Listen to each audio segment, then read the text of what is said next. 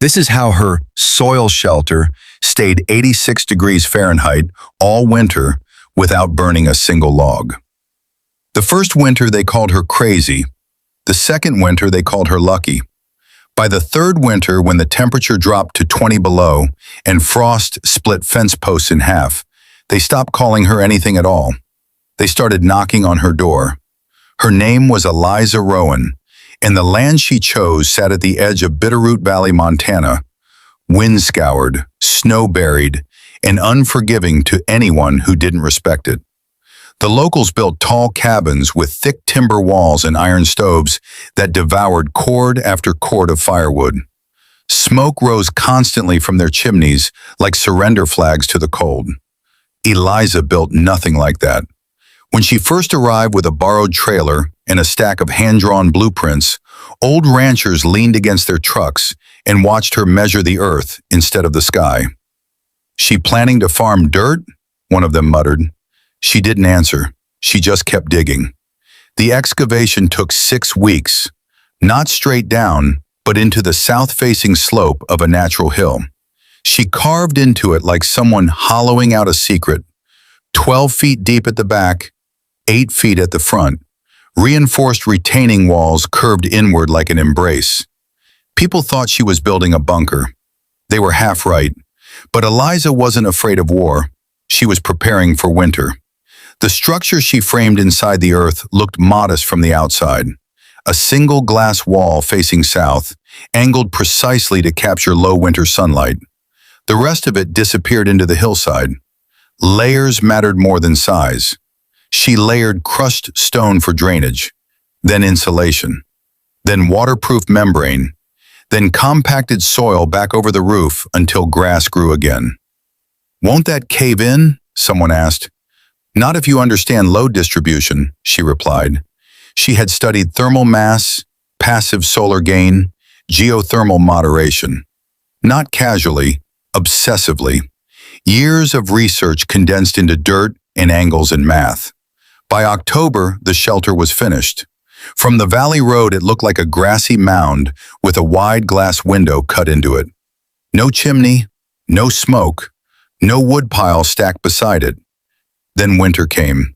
Snow buried the valley in white silence, the river crusted with ice. The wind howled down from the mountains like something alive and starving. Cabins groaned under the assault. Inside her soil shelter, it was 86 degrees Fahrenheit, without a single flame. The first night the temperature dropped below zero, Eliza sat at her small wooden table, sleeves rolled to her elbows. The air was warm, not stuffy, not artificial, just steady. The thick earthen walls absorbed heat during the day and released it slowly after sunset. The concrete floor held warmth like memory. The sun did the rest. Her south-facing triple-pane glass trapped light, and interior stone walls stored it. She had calculated the angle of winter solstice sunlight to the degree. Nothing accidental, nothing wasted. Outside, neighbors fed their stoves every 3 hours. Inside, she read a book in a cotton shirt. Word spread fast. By mid-January, curiosity outweighed pride. Tom Halverson was the first to knock. A third-generation rancher with hands like leather and skepticism like religion. When she opened the thick insulated door, a wave of warmth brushed his face. He blinked. "You got a hidden furnace?" he asked immediately. "No." "Propane?" "No." "Electric heaters?" She stepped aside. "Come in." He walked slowly across the polished concrete floor, touching walls, peering at corners. "Feels like August in here." "It's thermal retention," she said calmly. "The earth below the frost line stays around 50 degrees year-round. I built into that stability instead of fighting the air above it." Tom frowned. 50 ain't 86. She smiled faintly. "That's where solar gain comes in." She explained the concept like she'd rehearsed it 100 times, because she had. Sunlight enters through the angled glass, strikes dense interior surfaces, converts to heat, and gets trapped. The insulation prevents loss. The earth buffers extremes. No combustion required. Tom removed his hat slowly. You're telling me this whole hill's your heater? In a way. He left that evening quieter than he arrived. More knocks followed. Some came curious, some came desperate. By February, a blizzard rolled through that shut down roads for 3 days. Power lines fell. Generators failed. Smoke from chimneys thickened the air as people burned through reserves faster than planned. Eliza's shelter remained steady.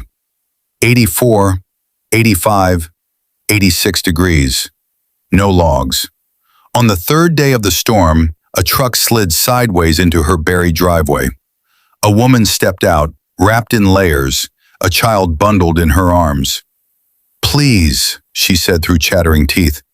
Our stove cracked. Eliza didn't hesitate. The shelter was designed for efficiency, not crowding, but warmth multiplied differently than fire. Within an hour, 3 more neighbors arrived. Snow clung to their boots as they stepped inside, blinking at the heat. Someone laughed in disbelief. This ain't natural, another muttered. It's physics, Eliza replied. They stayed the night. The shelter didn't falter. Its thick walls absorbed body heat, sunlight from the brief midday clearing, and released it evenly through the dark. No roaring flame, no smoke, just silent equilibrium. Late that evening, as wind battered the hill above them, Tom spoke from his seat near the window. You built this alone? Yes. Why? Eliza looked toward the ceiling, the earth resting heavy but protective overhead. Because winter isn't the enemy, she said quietly. Waste is. Silence followed. By dawn, the storm passed. The valley glittered beneath fresh snow. Neighbors stepped back into the cold reluctantly, glancing once more at the grassy mound that had sheltered them without flame. But admiration always invites attention. 2 days later, a county inspector arrived unannounced. Clipboard in hand, questions ready. Got reports you're running an unregistered heating system, he said stiffly. I'm not running anything, Eliza replied evenly. He stepped inside and paused mid-sentence. His breath fogged once from habit, then disappeared. What's your energy source? He demanded. The sun. He stared at the walls as if expecting them to hum. There's no way this maintains 86 degrees in sub-zero temperatures. It does. He scribbled notes, suspicious. People get uncomfortable when something works without the systems they depend on, she said calmly. His eyes narrowed. You planning to sell this design? Not unless people ask. He left unconvinced. That night, as she checked interior humidity levels and adjusted vent angles for airflow, she sensed something shift beyond the science of it all. The valley had moved from ridicule to reliance in one season. That kind of shift carried consequences. A truck idled at the road longer than necessary. Another inspection notice appeared on her door the following morning. Regulations, compliance, energy codes. Eliza folded the paper without reaction. She hadn't built the soil shelter to challenge anyone. She built it to prove something, to herself more than the valley. That survival didn't require constant consumption. That warmth didn't have to come from burning. But as the winter deepened and officials began asking sharper questions, she realized something else. People protect systems that feed them, even if better ones exist. And standing alone inside a hill that defied tradition, Eliza Rowan understood that the real storm hadn't started with snow. It started the moment her shelter worked. And by the time the second inspection notice arrived, Eliza knew this was no longer about curiosity or code compliance. It was about control. The county truck didn't come alone this time. 2 vehicles rolled slowly up the narrow plowed path toward the grassy mound that hid her home. Tires crunched over packed snow. Doors opened in practiced rhythm. Tom Halverson, who had been repairing a fence line nearby, leaned on his shovel and watched from a distance. Eliza stepped outside before they could knock. The winter air bit at her cheeks, but behind her the insulated door sealed in 85 degrees of steady, quiet warmth. The lead official, Mr. Brackett, removed his gloves with deliberate patience. "Miss Rowan, we've had further complaints." "From who?" He ignored the question. "There are concerns your structure violates regional energy standards." "I don't use regional energy." "That," he said flatly, "is precisely the concern." Behind him stood a man in a pressed overcoat not suited for ranch country. His boots were too clean. His eyes moved differently, measuring, calculating, not skeptical like the ranchers. Interested. "Eliza Rowan?" the man asked smoothly. "My name is Grant Holloway. I represent Northgrid Utilities."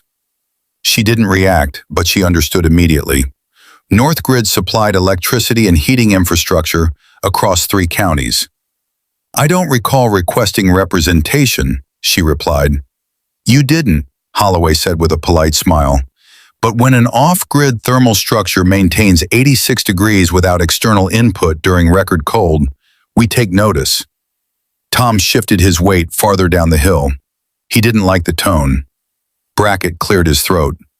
"We'll need access to evaluate your internal systems." "There are no systems," she answered calmly. Holloway stepped closer, lowering his voice. "Miss Rowan, innovations like yours, if legitimate, can destabilize markets. If illegitimate, they can endanger communities. We need to determine which this is." "Warm air is endangering no one," she said evenly. "Except," he replied softly, "those whose livelihoods depend on providing it." The wind gusted sharply across the valley. She studied him now, not as an engineer studies thermal flow, but as a strategist reads intent. "You're not here to inspect," she said. "You're here to contain." His smile thinned. They entered. The moment Holloway crossed the threshold, the warmth shifted his posture, not physically, but mentally. He walked the perimeter slowly, tapping walls, examining vent angles, scanning the triple-pane glass. "Thermal mass retention," he murmured. "South orientation, earth berming, no combustion trace." "You understand it," she observed. "I understand what it threatens," he corrected. Brackett flipped through code manuals uselessly. "There's no clause covering passive solar shelters built into hillsides." "Then write one," Holloway said. Eliza folded her arms. "You can't regulate the sun." "No," Holloway replied calmly, "but we can regulate structures." By afternoon, a temporary notice was posted on her door. "Pending review, structural compliance investigation."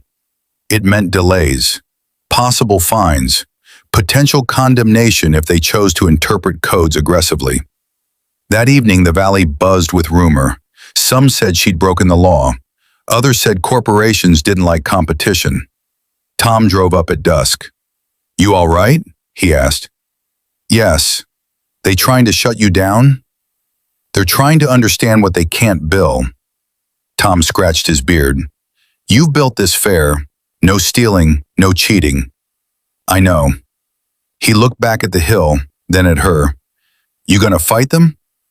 She glanced toward the horizon where the sun dipped low, casting long shadows across snow. "I don't need to fight. I just needed to keep working."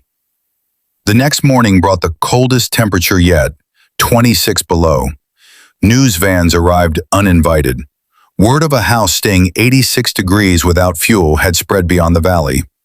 Cameras pointed at the grassy mound. Reporters rehearsed lines about the woman who heated winter with dirt. Holloway returned with engineers. They installed external temperature monitors, thermal cameras, soil probes. Inside, the gauge read 86. Outside, the world froze. "This is unsustainable at scale," one engineer muttered. "It's entirely sustainable," Eliza corrected. "It just requires redesigning how we think." By midday, the live broadcast aired statewide. Viewers watched frost-covered microphones while reporters stood sweating lightly inside her shelter. Holloway watched too, jaw tight. Public reaction shifted fast. Emails flooded county offices. Calls poured into Northgrid. Questions about why every home wasn't built like this. By sunset, Brackett removed the temporary notice. No code violations, he admitted reluctantly. There's nothing to cite. Holloway stepped outside with Eliza as the sky turned deep violet. You've made your point, he said quietly. I didn't set out to. You've proven a concept. That doesn't mean you can overturn an industry. I'm not overturning anything, she replied. I'm offering an alternative. He studied her for a long moment. If we offered partnership? She raised an eyebrow. Scaled development, investment, you retain credit, we retain distribution. There it was, the shift from suppression to acquisition. And if I decline? He looked toward the valley, chimneys smoking, generators humming. You remain a curiosity, nothing more. Eliza considered the hill behind her, the quiet hum of stored sunlight radiating through earth and stone, the neighbors who had sheltered there, the child who had slept warm without a furnace. It was never about being a curiosity, she said softly. He waited. It was about proving winter doesn't require burning. Holloway's expression changed, not defeated but thoughtful. You realize, he said, this will spread, whether through us or without us. She nodded. That's the point. Weeks passed. Snow began to melt. The valley thawed slowly under early spring sun. Articles were written. Universities called. Architects requested schematics. Eliza released her blueprints publicly. Free, open source, no patents, no licensing, just math, angles, and soil. Northgrid adapted faster than expected. They announced pilot programs integrating passive earth shelter design into new developments. Tom stopped by one afternoon, leaning on the porch railing. Guess you won. She shook her head gently. It wasn't a battle. Felt like one. She looked across the valley, where fewer chimneys smoke now in mild weather. Systems change when they have to. And if winter comes harder next year, she smiled faintly, then the hill will still be here. By the following winter, 3 more soil shelters dotted the valley slopes. None identical. All inspired. Temperatures dropped again, 20 below. Inside her shelter, the gauge held steady, 86 degrees. No logs burned, no smoke rose.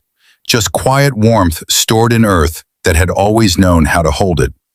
And as snow blanketed the valley once more, Eliza Rowan understood something simple and powerful. The real fire had never been in wood. It had always been in knowledge.